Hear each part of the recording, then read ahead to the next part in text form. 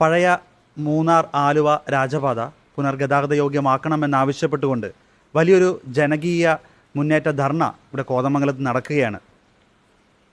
കുറേ നാളുകളായിട്ട് തന്നെ കോതമംഗല രൂപതയും ഇതേ ആവശ്യവുമായി ബന്ധപ്പെട്ട് സമരരംഗത്തുണ്ട്. ഇന്ന് എന്നോടൊപ്പം കോതമംഗലം രൂപത അധ്യക്ഷൻ മാർ ജോർജ് മടത്തിക്കണ്ടത്തിൽ പിതാവ് ചേരുകയാണ്. പിതാവെ, എന്തെല്ലാമാണ് ഇത്തരത്തിലൊരു ആലുവ മൂന്നാർ രാജപാത വീണ്ടും ഗതാഗത യോഗ്യമാക്കുകയാണെങ്കിൽ അതെങ്ങനെയായിരിക്കും ഈ ഒരു കേരളത്തിന് അല്ലെങ്കിൽ പ്രത്യേകിച്ച് ഈ ഒരു നാടിന് വലിയൊരു ഗുണകരമാകുന്നത്? ആലുവ മൂന്നാർ രാജപാത പഴക്കം ചെന്ന ഒരു പാതയാണ്. ഏതാണ്ട് 100-150 വർഷത്തോളം പഴക്കമുള്ള ഒരു പാതയാണിത്. ഇത് ഇടക്കാലത്ത് 1924 ഒരു വെള്ളപ്പൊക്കം വന്ന് കുറച്ച് ഭാഗം അത് ഇടിഞ്ഞു പോയിരുന്നു. അതിനുശേഷം അത് കുറേ നാളത്തേക്ക് ഉപയോഗിക്കാൻ സാധിക്കാതെ കിടക്കുകയായിരുന്നു. ആ കാലഘട്ടത്തിൽ 1932 ഇപ്പോഴുള്ള നാഷണൽ ഹൈവേ 85 എന്ന് പറയുന്ന ആ റോഡ് നേര്യമംഗലം കൂടി ഉണ്ടാക്കിയിരിക്കുന്നത്. പഴയ രാജപാതയുടെ പ്രത്യേകത അത് വലിയ കയറ്റിറക്കമില്ലാതെ അതേസമയം ദൂരം വളരെ കുറവ് ഉള്ള ഒരു വഴിയാണത്. ഈ വഴി വാസ്തവം പറഞ്ഞാൽ ഇത് ഇപ്പോഴത് വനം വകുപ്പുകാർ അനധികൃതമായി കൈവശം വെച്ചിരിക്കുകയാണ്. ഇത് ആക്ച്വലി അത് അവകാശപ്പെട്ടത് PWD പൊതുമരാമത്തിൻ്റെ അല്ലെങ്കിൽ റവന്യൂ വകുപ്പിൻ്റെ സ്ഥലമാണത്. അതിന് രേഖകൾ പറയാനുള്ളത് രാജഭരണകാലത്ത് ഈ വഴി വലിയ ഒരു രാജപാതയായിട്ട് തുടങ്ങിയത് ആളുകൾക്ക് സൗകര്യത്തിന് വേണ്ടി ചെയ്തതാണ്.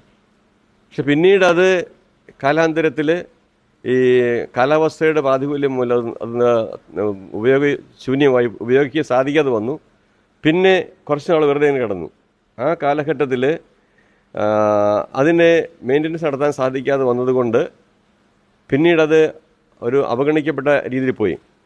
എന്നാൽ 1919 തിരുവിതാംകൂർ സർക്കാർ ഗസറ്റ് വിജ്ഞാപനത്തിലൂടെ ഈ സ്ഥലം അല്ലെങ്കിൽ ഈ പാത കടന്നു പോകുന്ന സ്ഥലം മുഴുവൻ റിസർവ് ചെയ്തിട്ടുണ്ട്.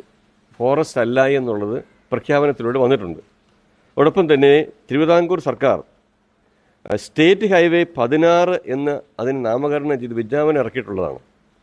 2009 കേരള സർക്കാർ മേജർ ഡിസ്ട്രിക്ട് റോഡായിട്ട് ഇത് വിജ്ഞാപനം നടത്തിയിട്ടുള്ളതാണ്.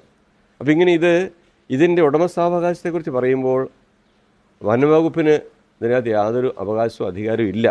പക്ഷേ അനധികൃതമായിട്ട് അവർ കൈവശം വെച്ചിരിക്കുകയാണെന്നുള്ള പ്രശ്നം. പിന്നെ ഈ കുറേ നാൾ മുമ്പ് 3-4 മാസമേ ആയിട്ടുള്ളൂ ബഹുമാനപ്പെട്ട കേരള ഹൈക്കോടതി നിർദ്ദേശത്തെ തുടർന്ന് സർക്കാർ നിയോഗിച്ച ഉന്നതാധികാര സമിതിക്ക് വേണ്ടി റവന്യൂ ഡിപ്പാർട്ട്മെൻറ്റ് തയ്യാറാക്കിയ പഠന റിപ്പോർട്ടിൽ ഇത് രാജപാത വനമല്ല എന്നുള്ളത് വ്യക്തമായിട്ട് പറഞ്ഞിട്ടുണ്ട്. അപ്പം ഇങ്ങനെയുള്ള ഈ സാഹചര്യത്തിൽ ഈ പാത കടന്നു പോകുന്ന സ്ഥലം റവന്യൂ ഭൂമി തന്നെയാണ്. അത് അവർ ക്ലെയിം ചെയ്യുകയും അനധികൃതമായിട്ട് വനം വകുപ്പ് അത് കൈവശം വെച്ചിരിക്കുന്നത് മാറ്റുകയും ചെയ്യണമെന്നുള്ളതാണ് നമ്മുടെ ആവശ്യം. പിന്നെ മറ്റൊരു കാര്യമുള്ളത്, ഈ രാജപാത തുറന്നാൽ അതുകൊണ്ടുള്ള മെച്ചം അതിനെക്കുറിച്ച് പറഞ്ഞാൽ ഈ രാജപാത കൊച്ചി മൂന്നാർ യാത്രാ ദൂരം ഒരു സൈഡിലേക്ക് തന്നെ 20 കിലോമീറ്റർ കുറയും. തന്നെയുമല്ല വളവും തിരിവും കയറ്റവും കുറഞ്ഞ ഒരു വഴിയാണിത്. അപ്പം അതുകൊണ്ട് വണ്ടിക്ക് സൗകര്യമുണ്ട്, ആൾക്കാർക്കും സൗകര്യമുണ്ടത്. പിന്നെ ടൂറിസം മേഖലയുടെ വികസനത്തിന് ഏറ്റവും ഉപകരിക്കുന്ന റോഡാണിത്.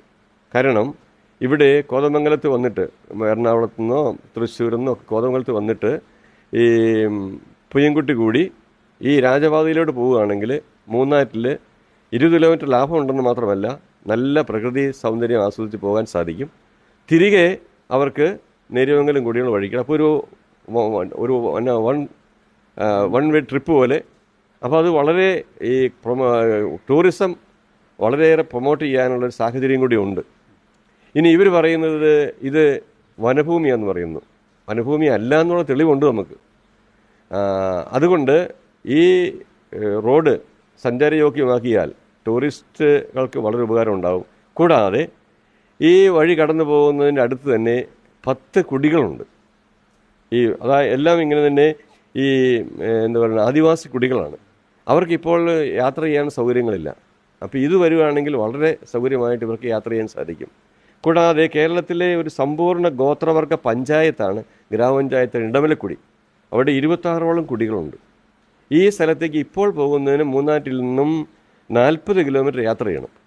പക്ഷേ ഈ വഴി വരികയാണെങ്കിൽ ഈ വഴിയുടെ അടുത്തുനിന്ന് മാങ്കുളത്തേക്ക് 1 കിലോമീറ്ററേ ഉള്ളൂ. ആനക്കുളത്ത് നിന്ന് ഈ സ്ഥലത്തേക്ക് 8 കിലോമീറ്ററേ ഉള്ളൂ. അപ്പോൾ അതിൻ്റെ അർത്ഥം 40 കിലോമീറ്ററിന് പകരം 9 കിലോമീറ്റർ കൊണ്ട് ഈ 26 കുടികളിലേക്ക് ചെല്ലാൻ പറ്റും. അപ്പം ഇങ്ങനെ ഒത്തിരിയേറെ ഇത് വന്നു കഴിഞ്ഞാൽ ഒത്തിരിയേറെ ആളുകൾക്ക് ഉപകാരം ഉണ്ടാവും. ഞാൻ ചോദിക്കുന്നത്, ഈ ഗവൺമെൻറ്റുകൾ സാധാരണ രീതിയിൽ ഈ പുരോഗതി വളർച്ചയ്ക്ക് വേണ്ടി നിൽക്കേണ്ടതാണ്. എന്തുകൊണ്ട് തടസ്സം നിൽക്കുന്നു? എൻ്റെ ഒരു ചിന്ത എന്ന് വെച്ചാൽ, ഈ ഉദ്യോഗസ്ഥന്മാരെ, പ്രത്യേകിച്ച് ഫോറസ്റ്റ് ഉദ്യോഗസ്ഥന്മാരെ രാഷ്ട്രീയക്കാർക്കും പേടിയാണ്, ഗവൺമെൻറ്റിനും പേടിയാണ്. കാരണം അവർക്ക് എന്തും ചെയ്യാം, ആരുടെയും പേര് കേസെടുക്കാം എന്നുള്ള നില വന്നിരിക്കുകയാണ്. അപ്പോൾ അതിന് ഒരു അറുതി വരുത്തണം. ഇച്ഛാശക്തിയുള്ള ഒരു ഗവൺമെൻറ്റിനും മാത്രമേ ഇത് സാധിക്കുകയുള്ളൂ. അതുകൊണ്ട് ഇച്ഛാശക്തിയുള്ള ഗവൺമെൻറ് ഈ കാര്യം തീരുമാനമുണ്ടാക്കുകയും ജനങ്ങൾക്ക് ഈ രാജപാത തുറന്നു കൊടുത്തുകൊണ്ട് നാടിൻ്റെ പുരോഗതിക്ക്, ഈ പ്രദേശത്ത് മാത്രമല്ല കേരളത്തിൻ്റെ തന്നെ പുരോഗതിക്ക് ആക്കം കൂട്ടുന്ന ഒരു പദ്ധതിയായിരിക്കും ഇത്. അത് തുറന്നു തരണമെന്നുള്ളതാണ് ഞങ്ങളുടെ എല്ലാവരുടെയും ആഗ്രഹം. അത് സഭയുടെ മാത്രമല്ല, ഈ സാധാരണ ജനങ്ങളുടെ, അതായത് ആദിവാസി ജനങ്ങളുടെയും അതുപോലെ തന്നെ കർഷകരുടെയൊക്കെ ഒരാവശ്യമാണിത്. ഇത് വലിയ ജന്മിമാർക്ക് വേണ്ടിയുള്ളതല്ല, അല്ലെങ്കിൽ എന്തെങ്കിലും റിസോർട്ടുകാർക്ക് വേണ്ടിയൊന്നുമല്ല. അങ്ങനെയൊക്കെ ആൾക്കാർ പറയാറുണ്ട്. റിസോർട്ടുകാർക്ക് വേണ്ടിയൊന്നുമല്ല. ഇത് നമുക്ക് സാധാരണ മനുഷ്യർക്കും അതുപോലെ ഗോത്രവർഗ്ഗക്കാർക്കൊക്കെ വളരെ ഉപകാരം ഉണ്ടാകുന്ന ഒരു പാതയാണ്. അതാണ് നമ്മുടെ ആവശ്യം. ഈ വിഷയത്തിൽ ഇതിനു മുമ്പും കോതമംഗലം രൂപതയും അഭിനന്ദ പിതാക്കന്മാരൊക്കെ സമരത്തിൽ ഉണ്ടായിരുന്നു. അത്തരത്തിൽ ആ സമര സമയങ്ങളിലെല്ലാം സർക്കാരിൻ്റെയോ അല്ലെങ്കിൽ ജനപ്രതിനിധികളുടെയൊക്കെ പ്രതികരണം എന്തായിരുന്നു ഈ വിഷയത്തിൽ? ആദ്യ ഒരു പ്രാവശ്യം അഭിമന്യ പുന്നക്കോട്ടിൽ പിതാവ് ഈ രാജപാതയിലൂടെ കുറച്ചു നേരം സഞ്ചരിച്ചു.